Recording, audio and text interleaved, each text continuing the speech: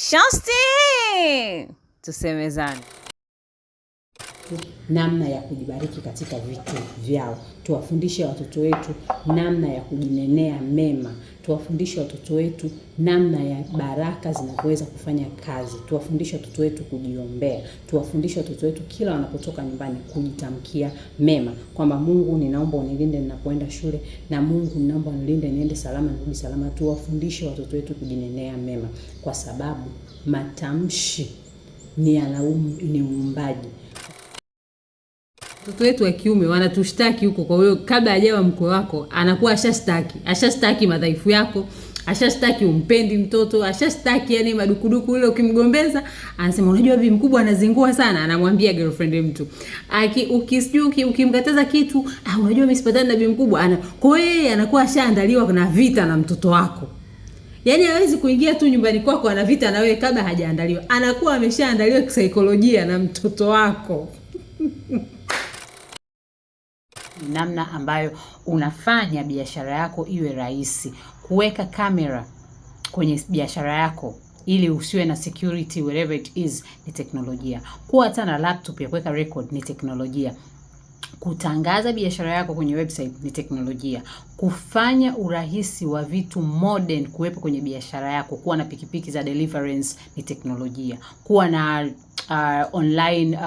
online services ni teknolojia. Teknolojia ni namna yoyote ambayo unaacha kufanya biashara in a local way, unaifanya in a modern way.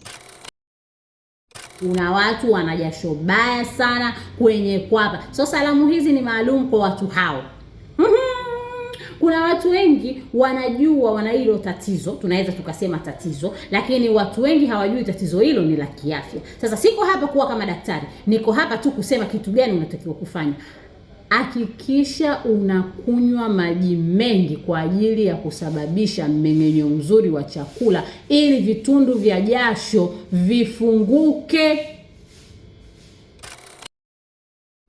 Happy birthday to you.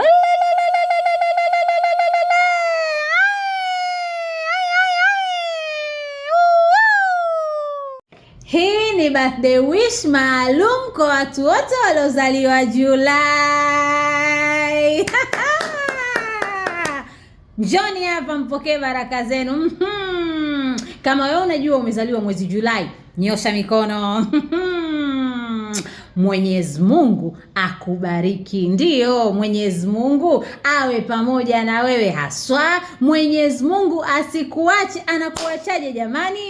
Mambo haya bila Mungu tunaendaje? Kwa hakikisha unamshukuru Mwenyezi Mungu kwa kufanya utimize au uongeze mwaka mwingine mwaka huu na ndani ya mwezi wako wa Julai. Upo. So birthday hii iende kwa kila mwanamke na kila mwanaume aliyezaliwa Julai. Mungu akuneemee.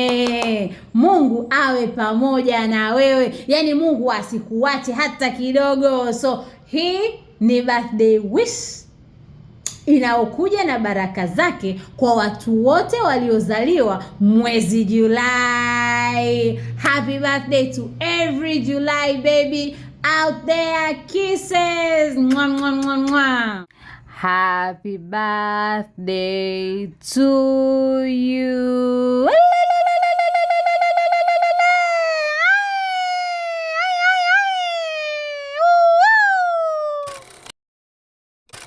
As Christians, naongelea Wakristo sana kwa sababu ndipo nilipo na ndipo ninapoona kuna hichi kitu. Tunahubiriwa sana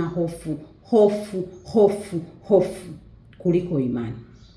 Siko kulaumu watu wanaohubiri hizo hofu. Niko kukutia moyo wewe ambaye umebeba shuhuda Mwenyezi Mungu. Unapaswa uanze kujipa imani, kwa sababu imani ni mategemeo. Imani ni matarajio. Imani, ukianza kumwamini Mungu maana yake nini? Maana yake wewe unajua Mungu yuko upande wako. Yes, kwa hiyo hakikisha una imani kuliko hofu. Nilishai kuongelea kuhusu hili swala la imani kuliko hofu. Naendelea kuwatia moyo. Usihofu kuhusu ugonjwa, usihofu kuhusu wachawi, usihofu kuhusu kuwa maskini, usihofu. Tumia Biblia yako kujua maana kubwa ya nguvu ya Mwenyezi Mungu. Tumia muda wako kutafakari neno la Mwenyezi Mungu. Tumia muda wako kuwa karibu na Mwenyezi Mungu kwa kufunga, kwa kusali. Hivi ni vitu viwili vikubwa sana. Ndio tunasema kuhusu sadaka. Lakini je, kama hatuna imani iliyo thabiti, kwa nini tunapeleka dhabihu? Mungu amesema tuwe watii kwenye kusoma neno lake. Hatuwezi kuwa watii kama hatujui Mungu anataka nini.